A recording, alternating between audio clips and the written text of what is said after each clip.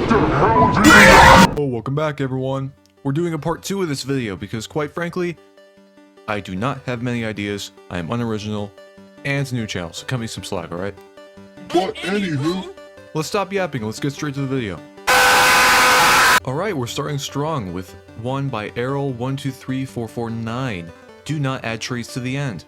The overworld already has trees, the Nether technically has trees as well, even though they are fungus. But the end should not have trees, because they should be a third form of life. But they also have quartz that he suggests could act like bamboo if there was going to be an end update. He's basically just saying we should not have the typical wood that you find in the other two dimensions. I agree with this statement. Like I said in my last video, if we ever get the end update within the decade, I do not believe it should have normal trees. I believe, like this guy does, that the course should act as bamboo, which is already a unique type of wood. And I like how alien the end feels, so if it just had wood, it would kind of feel cheap and that it's just another copy of the overworld. That being said though, the reason why I don't wholeheartedly agree with this is because if they do end up adding regular wood or regular trees, I would not really care that much as long as we got the end update.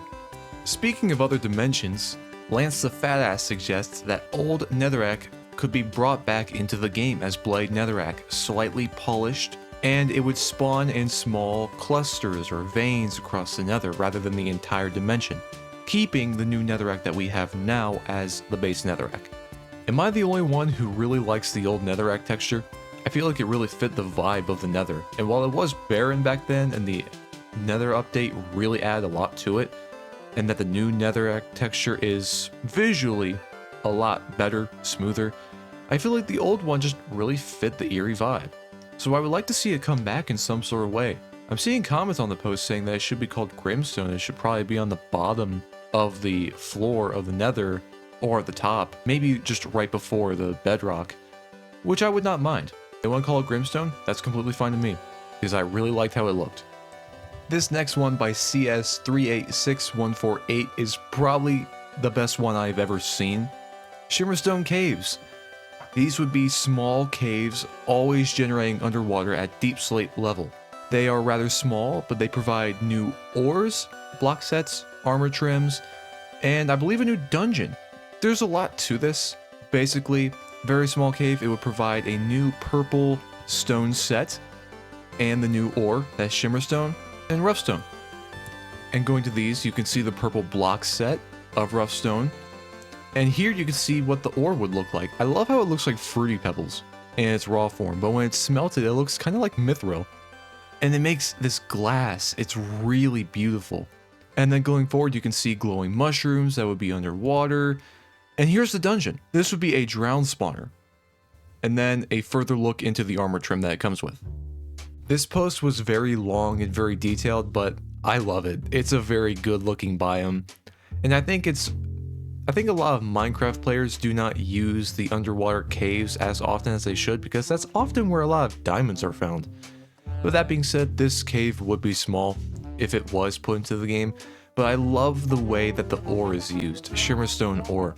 It can be used to make spectral glass, and there's some other uses here that he has in the post I did not say. It can be used to reset experience costs to repair an enchant. It can be used with smithing templates to make a multicolored gradient to the trimmed armor portion, and 6 refined Shimmerstone can be sold to mass mason villagers, so if you have access, you can get with it. I also love the glowing mushrooms in the water, that's very unique. Kind of reminds me of Sonata. And the dungeons, with drown spawners that would make a new way to make a copper farm or a trident farm. Bazinga! Alright, we're back to the Dappled Forest this time. The Hotdog123 is back, and he says that turkeys should be in the Dappled Forest. Turkeys and their poults should spawn in the Dappled Forest biome. Cooked turkey should be placeable like cake and has 4 slices, each giving 3.5 hunger points. It can be broken into 4 parts if you don't want to have it placed down and eaten. Yes, yes, yes. This is the most likely mob that I think is going to be added to the Dappled Forest. This, or say a raven. I also thought that maybe they would add a brown or black bear or a deer to this biome, but who knows, maybe they'll add the turkey. I like the idea that you can place it down like a cake, because then you can just make a decorative table and have a turkey sitting on it. You never know, you could just do all that for like a Thanksgiving thing. This next one by Onilamol I'm going to assume I said that one right, is that ruined portal chests should have a lodestone compass leading to another fortress. Ruined portal was added as an in-game tutorial to give players a hint that another portal was possible, but right now there's no way to find another fortress in the Nether, which is kind of important if you want to beat the game, and that this would be a great way to help find it. I am 50-50 on this one. I understand that a lot of people do not want that because it takes away from the sense of adventure, which makes sense.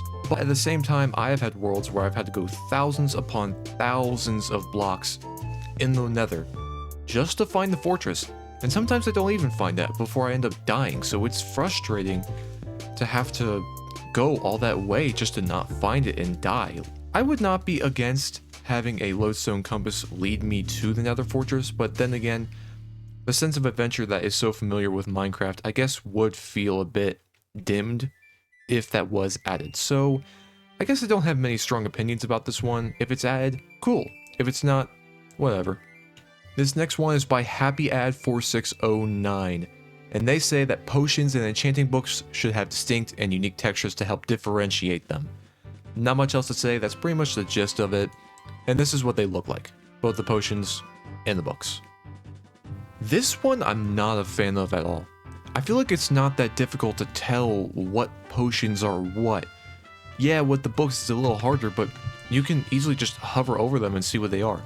I feel like this is the same thing that happened with the dye textures. They changed them for no reason, even though those were the ones that were easy to distinguish from one another. They're colors, for fuck's sake. These textures that he gives, while they wouldn't look like what Mojang would put in, it's just harder to tell. You can easily hover your cursor over the books and see what they are.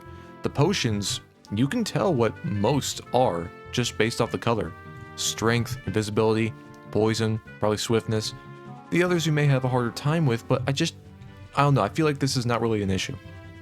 This next one is by FlakyWriter6394, and they introduce rubies and illager trading. They suggest that since we haven't had a new overworld ore since emeralds, that we should have rubies. I'm pretty sure rubies were not added back then because redstone was made up for it, but I think they should be added. Rubies could spawn in hot biomes like deserts, savannas, and badlands, and they would be just as rare as emeralds, some found in pillager outposts and other structures. You could use rubies to trade with pillagers, illagers, maybe wearing something to disguise yourself to trade with them, maybe get some things that you cannot get from other places. And this would ally you with the pillagers and turn the villagers against you. This would also give you a dark version of the Tome of Undying with red eyes killing nearby mobs, leaving you at very low health though with strong negative effects, or possibly teleporting you around, working against void damage, unlike the normal one.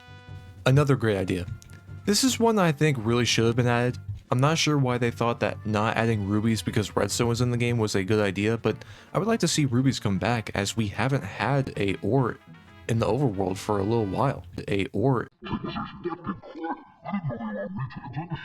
But when it comes to totems in general, I would like to see something be reworked with them.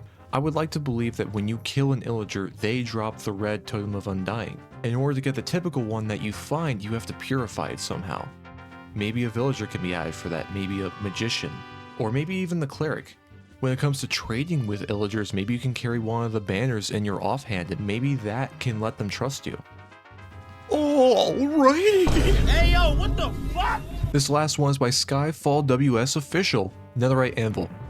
Not much to explain here, tired of seeing about 30 iron ingots gone in a few repairs, slap this unbreakable beauty in your base and never worry about that again. Why? Iron is not that hard to get. You can either go mining for it or you can make a farm with it. The farm's a little bit later in the game, requires a little bit more materials and villagers, but iron itself is not that hard to get. All for the sake of the anvil not breaking anymore and opening up more redstone possibilities. Not sure what that means. I mean, hell, I am terrible with redstone. I've been playing the game ever since it came out on the 360, so I don't really know what this means.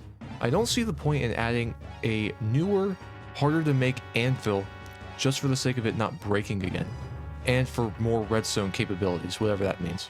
This video was a little bit longer than the last one, but I wanted to include some more, make it more entertaining, and I picked out some ones that I thought were genuinely nice. There's probably 2 or 3 in there that I think are just okay or I dislike entirely. For the next video, I'm going to make something different. because I don't want it to be as long as these. I want it to be, you know, more watchable. And oh god damn, look at that thing move. Excuse me, what the actual fuck?